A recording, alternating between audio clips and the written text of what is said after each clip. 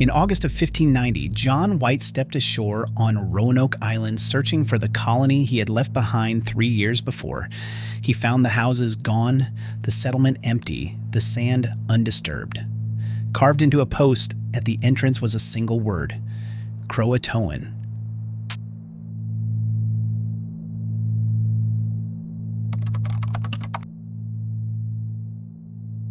In 1584, Queen Elizabeth granted Sir Walter Raleigh a charter to settle unclaimed lands in North America. England wanted a foothold against Spain and a harbor for privateers preying on Spanish gold. Raleigh named the country Virginia for the Virgin Queen. That summer, an English scouting party under Arthur Barlow reached the Outer Banks and sent home a glowing report. We found the people most gentle, loving, and faithful, void of all guile and treason, and such as lived after the manner of the Golden Age. In 1585, Raleigh sent a second expedition, a company of soldiers under Ralph Lane. They built a fort on Roanoke Island and set about surveying the coast, but they had come to conquer, not to farm. The colony sat on a narrow island behind the Outer Banks of what is now North Carolina, a screen of sandbars guarding shallow, treacherous sounds. Every ship from England had to run the long southern route, down past the Canaries and through the Caribbean, before turning north to this dangerous coast. Relations with the neighboring Secatan people collapsed. When a silver cup went missing, Lane's men burned a native town and its ripening corn. By the spring of 1586, starving and afraid of attack, Lane's colonists abandoned Roanoke and sailed home with Sir Francis Drake. Even in retreat, Lane insisted the land itself had been no fault. It is the goodliest and most pleasing territory of the world. The continent is of a huge and unknown greatness, and very well peopled and towned. Raleigh tried again, this time with families. In 1587, the artist John White led a colony of more than 100 men, women, and children to build a permanent settlement, the City of Raleigh. They intended to settle far to the north, on the Chesapeake Bay. But the fleet's Portuguese pilot, Simon Fernandez, had other plans. White later recorded the moment their voyage went wrong. The master of our fleet, Simon Fernandez, would land all the planters in no other place but Roanoke, and having brought them thither, refused to carry them any further. So the colonists were set down on Roanoke Island after all, the same ground Ralph Lane had abandoned in bloodshed a year before.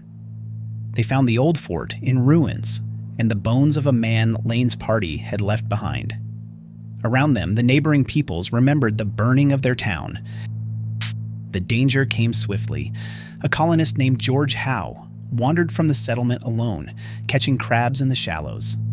He never came back. White described the killing in plain, unsparing detail. They gave him 16 wounds with their arrows, and after they had slain him with their wooden swords, beat his head in pieces and fled over the water to the main. Yet life went on. White's daughter, Eleanor Dare, was pregnant. On the 18th of August, 1587, she gave birth to a girl, the first English child born in the Americas. Her grandfather recorded the christening himself. Because this child was the first Christian born in Virginia, she was named Virginia. But the colony was short of supplies and living among people they had already made into enemies. The planters pressed White to sail back to England himself, to speak for them and return with everything they needed. He refused, then relented. Before leaving, White gave the colonists one clear instruction, a secret code to tell him where they had gone. They should not fail to carve on the trees or post the name of the place, and if they should be distressed, that then they should carve over the letters a cross. White sailed for England in late August 1587, leaving behind his daughter and his infant granddaughter. He expected to be gone a few months. He carried with him the plan to move the colony 50 miles inland, to the mainland he never named again.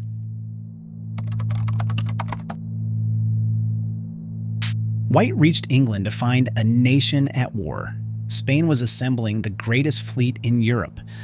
In 1588, the Armada sailed against England and the Crown seized every seaworthy ship for the defense of the realm. There were none to spare for a colony across the ocean. White managed to secure 2 small vessels too weak for the Navy to want. But their crews turned pirate, chasing prizes in the Atlantic. In the fighting, White was wounded, the ships were plundered, and they limped back to England, having never crossed the ocean. White's grief and helplessness were bitter. He could do nothing but wait. We were of necessity constrained to break off our voyage, intended for the relief of the colony, and to steer back for England. 1 year became 2. 2 became 3. On Roanoke, a mother, a father, and a child grew older, or did not. Across the sea, John White could only imagine them and beg for passage that never came.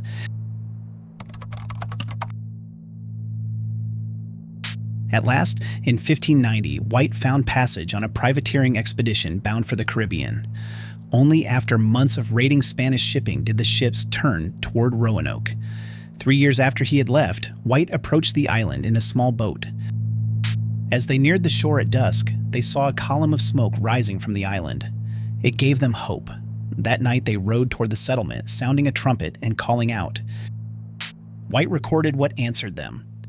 We sounded with a trumpet a call, and afterwards many familiar English tunes of songs, and called to them friendly, but we had no answer.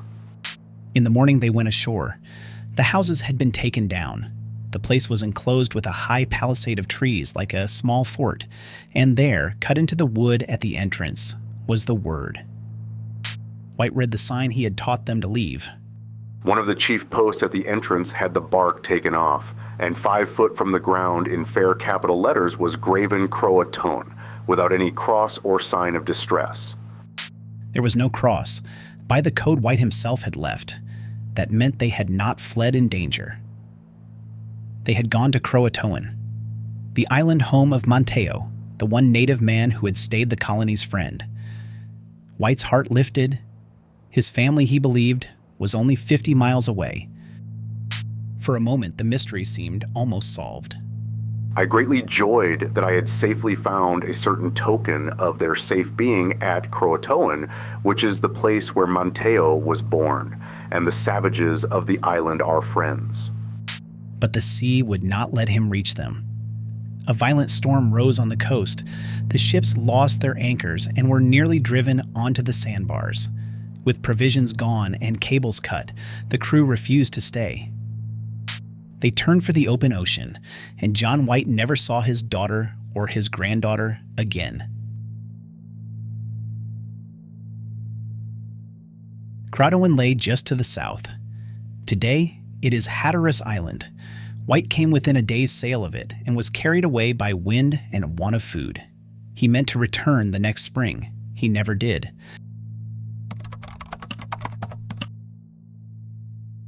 Back in England, aging and broken, White wrote his last known words about the people he had lost. I take my leave, Pingapert. Ideally, committing the relief of my discomfortable company, the planters in Virginia, to the merciful help of the Almighty, whom I most humbly beseech to help and comfort them. The simplest theory is written on the post itself. The colonists, running low on supplies, likely joined the Croatoan people on Hatteras Island. There they would have married, had children, and slowly become part of another nation. English blood absorbed into a native world. 20 years later, the colonists of Jamestown heard rumors. Native informants spoke of people to the south who wore English clothes, lived in stone houses, and knew how to work metal. Some said survivors of Roanoke had lived for years among inland tribes. But one Jamestown account carried a darker report. The men, women, and children of the first plantation at Roanoke were, by the practice and commandment of Powhatan, miserably slaughtered. Modern archaeologists have hunted for proof. On Hatteras Island, digs have turned up English rings, gun parts, and slate tablets mingled with native artifacts. Inland, at a site called Site X, more English pottery has surfaced. The clues point in two directions, toward two possible fates. None of it is certain. No grave has been found, no diary, no final message beyond the word on the tree.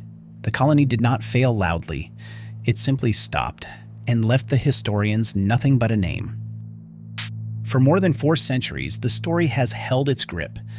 More than 100 people, carpenters and farmers, wives and husbands, and a little girl named Virginia Dare, walked off the edge of the record and never came back. What remained was 11 carved letters and a mystery that has outlasted the empire that made it. The Lost Colony reminds us that history keeps its silences, and that some doors once closed are never opened again. If this story stayed with you, take a moment to like this video. Share it with someone who loves a good mystery, and subscribe to follow more forgotten chapters of the past.